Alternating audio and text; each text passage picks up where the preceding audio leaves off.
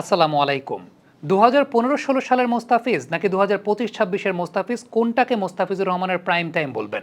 আপনি যদি আমাকে ব্যক্তিগতভাবে প্রশ্ন করেন, আমি বলব ২০২৫-২৬-এর মোস্তাফিজই হচ্ছে মোস্তাফিজের প্রাইম টাইম। তার পেছনে দুইটা অন্যতম বড় কারণ আছে। এক নম্বর কারণটা হচ্ছে ২০১৫-১৬ সালে মোস্তাফিজুর রহমানের কাটার বলতে তার অফ কাটারগুলোই ছিল। বর্তমান সময়ে মোস্তাফিজ যে এক ধরনের ফিফথ স্পেশাল ডেলিভারি করেন, যেগুলোকে কমেন্টেটররা বলেন বাহাতি মুতাইয়া মুরালি ধরনের মতো বোলিং, এই ধরনের ফিফথ স্পেশাল ডেলিভারি কবজি বাকিয়ে সেটা কিন্তু ২০১৫-১৬ সালে মোস্তাফিজুর রহমান করতেন না, যেটা তিনি এখন করেন। এই টাইপের ফিফথ স্পেশাল ডেলিভারিটা মূলত মোস্তাফিজ করতে পারেন তার পরিবর্তিত বোলিং অ্যাকশনের কারণে। যেই বোলিং অ্যাকশনটা পরিবর্তন করা হয়েছিল তার ইনজুরির ধকলটাকে সামলানোর জন্য, এবং সেই পরিবর্তনটা করেছিলেন প্রয়াত মাহবুব আলী জ্যাকি স্যার। আপনি খেয়াল করে দেখবেন, আগে মোস্তাফিজুর রহমানের নন বোলিং আর্মটা ছিল টুয়ার্ডস দ্য ব্যাটার, বর্তমান সময়ে তার নন বোলিং আর্মটা টুয়ার্ডস হিজ শোল্ডার, এবং এই যে শোল্ডারের দিকে গ্যাদার পজিশনে একটা ফ্রন্ট আর্ম ডিলের কারণে মোস্তাফিজুর রহমান বর্তমান সময়ে তার কবজিটাকে বাঁকিয়ে মুতাইয়া মুরলী ধরনের মতো এই ধরনের ফিফথ স্পেশাল ডেলিভারি করতে পারেন, যেটা তার আগের বোলিং অ্যাকশনে সম্ভব ছিল না। মাহবুব আলী জ্যাকি স্যার ২০২৩ সালে অনফিল্ডের পর্দায় একটা ইন্টারভিউ দিয়েছিলেন। সেই ইন্টারভিউতে এই ব্যাপারটা নিয়ে তিনি বিস্তারিত বলেছিলেন।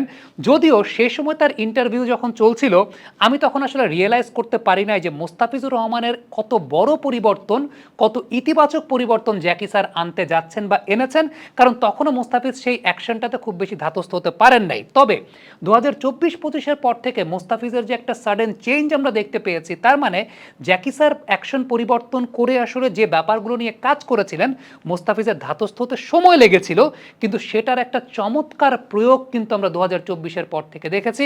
জ্যাকি স্যার আমাদের অনফিল্ডের পর্দায় কি বলেছিলেন সেই অংশটুকু একটু দেখে আসবো। নন বোলিং আর্ম দেখতেন আগে অনেক উপর থেকে আসতো, এখন হয়েছে কি আমরা স্পিড ফ্যাক্টরে আর্ম স্পিড এবং আর্ম রোটেশন কোথা থেকে সে আরও বেশি ঘুরাইতে পারবে, কোন সিচুয়েশনে আনলে তাকে সে আরও সময়, আমরা তখন কী করি টাইম ফ্রেমে থেকে সময় বার করি। জি, তো সময় বার করতে গিয়ে আমরা কি বডির থেকেই কাজ করি। সো বডির কোন জায়গাটার থেকে আমরা কাজ করলে, কোন জায়গাটাতে লক করলে, কোন জায়গাটাতে হোল্ড করলে, কোন জায়গাটাতে পিঞ্চ করলে আমরা ওইটা তৈরি করতে পারবো, তখন আমরা এইগুলি বার করি। বার করলে দেখেন, এখন দেখেন সে অত উঠায় না, নিচে থেকে বডির খুব কাছাকাছি থাকে, কিন্তু এখানে কিন্তু আপনার হোল্ড থাকে, জিনিসটা কিন্তু কুইক নেয় না। এখানে যখন সে একটু লক করে হোল্ড করা, এখান থেকে আমরা পাওয়ারটা নিই, তারপরে তার পাওয়ার নেই, সময়টা নেই, সে যখন দেখবেন এখন একদম অনেক ঘুরাইতে পারতেছে বল। জ্যাকি স্যারের কথাটার একটা এলাবোরেট ভার্সন যদি আমরা আনি, তাহলে যে বিষয়টা বোঝা যায় সেটা হচ্ছে মোস্তাফিজুর রহমান তার ক্যারিয়ারের ইনিশিয়াল স্টেজে যখন তার শোল্ডার ঠিক ছিল, তার কোনো ইনজুরি ছিল না, ওই সময়টাতে তার নন বোলিং আর্মটাকে রাখতেন ব্যাটারের দিকে।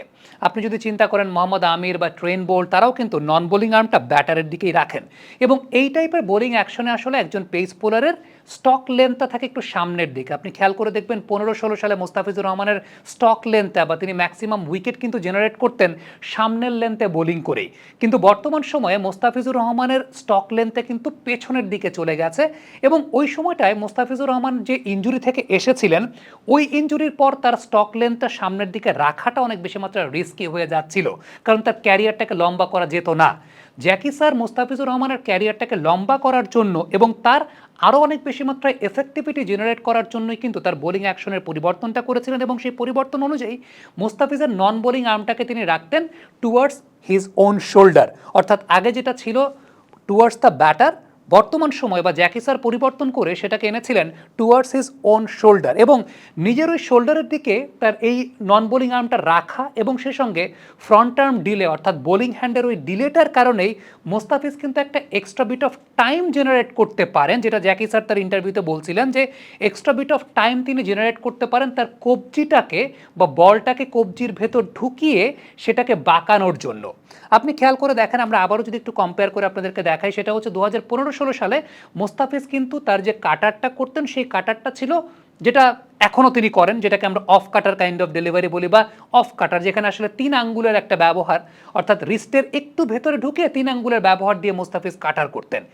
এখন মোস্তাফিজুর রহমান আরেক ধরনের যে ফিফথ স্পেশাল ডেলিভারি করেন, যেটার প্রোডাক্টিভিটি আমরা 2024-25-এর পর থেকে খুব ভালো মতো পেয়েছি, সেই জায়গাটা হচ্ছে একদম রিস্টের ভেতরে ঢোকানো, এবং মুতাইয়া মুরলী ধরনের মতো সেই রিস্টটাকে বাঁকিয়ে তারপর সেই বলটা পিচে পিচ করে সেখান থেকে ডিপ আদায় করা বা গ্রিপ আদায় করা, যেটা তার তার বর্তমান অ্যাকশনের যে আসলে ফ্রন্ট টার্ম ডিলেটা আছে এবং নন বোলিং আর্মটাকে যেভাবে তিনি তার নিজের শোল্ডারের দিকে বা নিজের কাছে নিয়ে যাচ্ছেন, এটার কারণেই কিন্তু মোস্তাফিজুর রহমান শেষ সময়টা পান। সো আলটিমেটলি মোস্তাফিজের ক্যারিয়ারটাকে লম্বা করার জন্য তার বোলিং অ্যাকশনের যে পরিবর্তনটা করা হয়েছিল সেটা কিন্তু তাকে পরবর্তী সময় একটা বড় ধরনের বেনিফিট দিয়েছে এই টাইপের ফিজ স্পেশাল ডেলিভারি করার জন্য। আমরা হয়তো অনেকে মনে করি যে মোস্তাফিজ হয়তো 15-16 সালেও এই টাইপের ফিজ স্পেশাল ডেলিভারি করতেন, কিন্তু না, মোস্তাফিজ 2015-16 সালে তিনি of cutter kind of delivery করতেন, সেগুলো একটু রিস্টের ভেতর ঢুকিয়ে। কিন্তু বর্তমান সময়ে এই টাইপের অফ কাটারের সঙ্গে সঙ্গে মোস্তাফিজের যে ফিজ স্পেশাল ডেলিভারি সেটা কিন্তু মানে একদম পরিপূর্ণভাবে মোস্তাফিজুর রহমানের পরিবর্তিত বোলিং অ্যাকশনের একটা অন্যতম বড় বহিঃপ্রকাশের জায়গা। To be very honest, Jackie sir যখন আমাদেরকে সেই ইন্টারভিউটা দিচ্ছিলেন আমার কাছেও তখন মনে হচ্ছিল যে আচ্ছা এই অ্যাকশন পরিবর্তন করে কী লাভ হয়েছে, উল্টা তো মোস্তাফিজের বোলিং আগে থেকে খারাপ হয়ে গেছে বা মোস্তাফিজ আসলে ওই রকম প্রোডাক্টিভিটি জেনারেট করতে পারছেন না। তবে সত্যি কথা বলতে আমাদের ধৈর্য তো অনেক কম। মোস্তাফিজুর রহমান ওই সময় ওই অ্যাকশনটাতে ধাতস্থ হতে তার একটা সময় তো অবশ্যই লেগেছে, ইনজুরি সব কিছু মিলিয়ে টানা খেলার উপর ছিলেন, খুব বেশি হয়তো বা কাজও করতে পারেননি। তবে ওই যে তার বোলিং অ্যাকশনটাকে এইভাবে যে পরিবর্তন করা হয়েছিল সেটাতে ধাতস্থ হয়ে 2024-এর পর থেকে মোস্তাফিজুর রহমান আসলে যেভাবে দাপিয়ে বেড়াচ্ছেন, আমি তো এখন বলতে একদম বাধ্য হই সেটা হচ্ছে এটাই মোস্তাফিজুর রহমানের প্রাইম টাইম। আরেকটা খুব ইম্পর্টেন্ট ব্যাপার যে আগে যখন মোস্তাফিজ 2015-16 সালে এসেছিলেন তখন তিনি একটা সারপ্রাইজ প্যাকেজ ছিলেন, তাকে নিয়ে কোনো অ্যানালাইসিস ওইরকমভাবে হয়নি, তাকে কেউ চিনতো না, তিনি একটা আননোন প্যাকেজ ছিলেন।